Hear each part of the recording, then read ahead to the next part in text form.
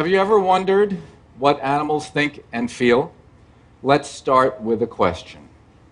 Does my dog really love me, or does she just want a treat? Well, it's easy to see that our dog really loves us. Easy to see, right? What's going on in that fuzzy little head? What is going on? Something's going on. Why is the question always, do they love us? Why is it always about us? Why are we such narcissists? I found a different question to ask animals. Who are you? There are capacities of the human mind that we tend to think are capacities only of the human mind. But is that true? What are other beings doing with those brains? What are they thinking and feeling? It is not scientific to say that they are hungry when they're hunting and they're tired when their tongues are hanging out, and then say, when they're playing with their children and acting joyful and happy, we have no idea if they can possibly be experiencing anything. That is not scientific. So a reporter said to me, well, maybe, but how do you really know that other animals can think and feel?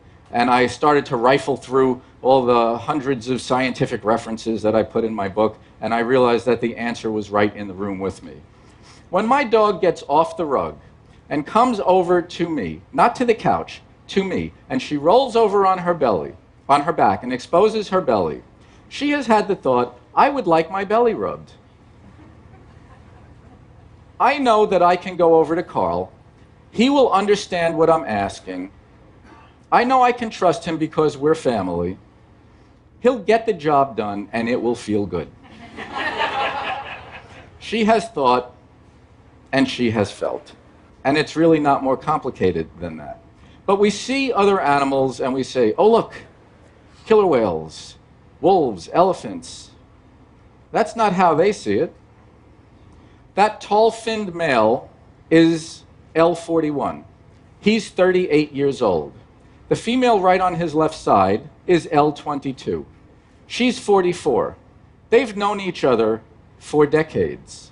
They know exactly who they are. They know who their friends are. They know who their rivals are. Their life follows the arc of a career. They know where they are all the time. This is an elephant named Philo. He was a young male. This is him 4 days later. Humans not only can feel grief, we create an awful lot of it. We want to carve their teeth. Why can't we wait for them to die? Elephants once ranged from the shores of the Mediterranean Sea all the way down to the Cape of Good Hope. In 1980, there were vast strongholds of elephant range in Central and Eastern Africa. And now their range is shattered into little shards. This is the geography of an animal that we are driving to extinction. A fellow being, the most magnificent creature on land. Of course, we take much better care of our wildlife in the United States. In Yellowstone National Park, we killed every single wolf. We killed every single wolf south of the Canadian border, actually. But in the park rangers did that in the 1920s. And then 60 years later, they had to bring them back because the elk numbers had gotten out of control. And then people came by the thousands to see the wolves, the most accessibly visible wolves in the world. And I went there and I watched this incredible family of wolves. A pack is a family. It has some breeding adults and the young of several generations. And I watched the most famous, most stable pack in Yellowstone National Park. And then when they wandered just outside the border, 2 of their adults were killed, including the mother, which we sometimes call the alpha female. The rest of the family immediately descended into sibling rivalry. Sisters kicked out other sisters. That one on the left tried for days to rejoin her family. They wouldn't let her because they were jealous of her. She was getting too much attention from two new males, and she was the precocious one.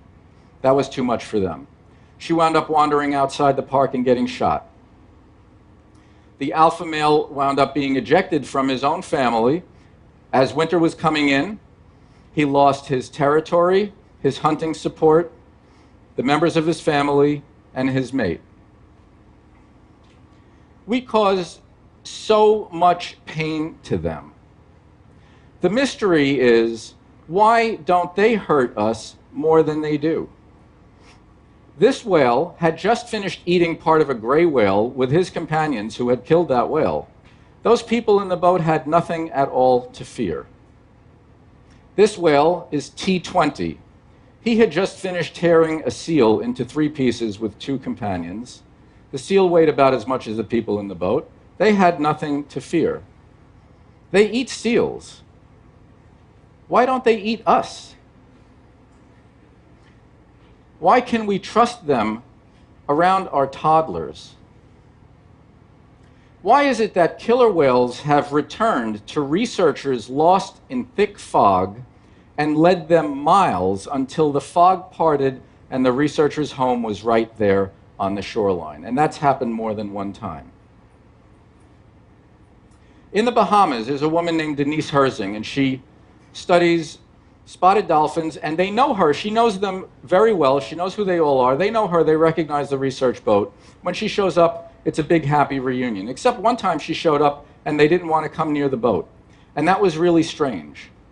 And they couldn't figure out what was going on until somebody came out on deck and announced that one of the people on board had died during a nap in his bunk. How could dolphins know that one of the human hearts had just stopped? Why would they care? And why would it spook them? These mysterious things just hint at all of the things that are going on in the minds that are with us on Earth that we almost never think about at all. In an aquarium in South Africa was a little baby bottlenose dolphin named Dolly.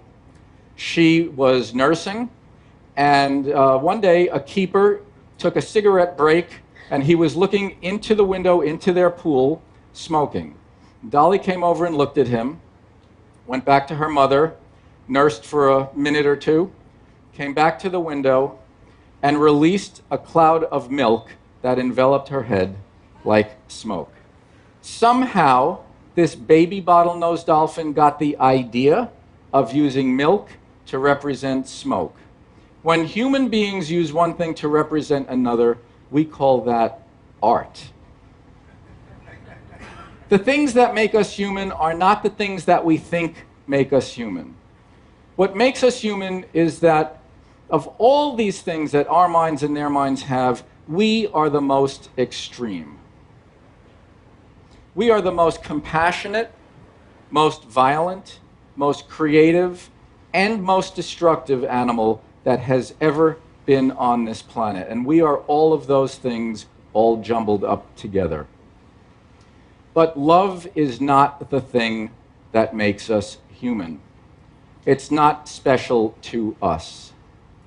We're not the only ones who care about our mates. We're not the only ones who care about our children. Albatrosses frequently fly 6, sometimes 10,000 miles over several weeks to deliver one meal, one big meal, to their chick who is waiting for them. They nest on the most remote islands in the oceans of the world, and this is what it looks like. Passing life from one generation to the next is the chain of being. If that stops, it all goes away. If anything is sacred, that is. And into that sacred relationship comes our plastic trash. All of these birds have plastic in them now. This is an albatross 6 months old, ready to fledge, died, packed with red cigarette lighters. This is not the relationship we are supposed to have with the rest of the world. But we who have named ourselves after our brains never think about the consequences. When we welcome new human life into the world, we welcome our babies into the company of other creatures. We paint animals on the walls. We don't paint cell phones. We don't paint work cubicles. We paint animals to show them that we are not alone. We have company. And every one of those animals, in every painting of Noah's Ark, deemed worthy of salvation, is in mortal danger now. And their flood is us. So we started with a question. Do they love us? We're going to ask another question. Are we capable of using what we have to care enough to simply let them continue? Thank you very much.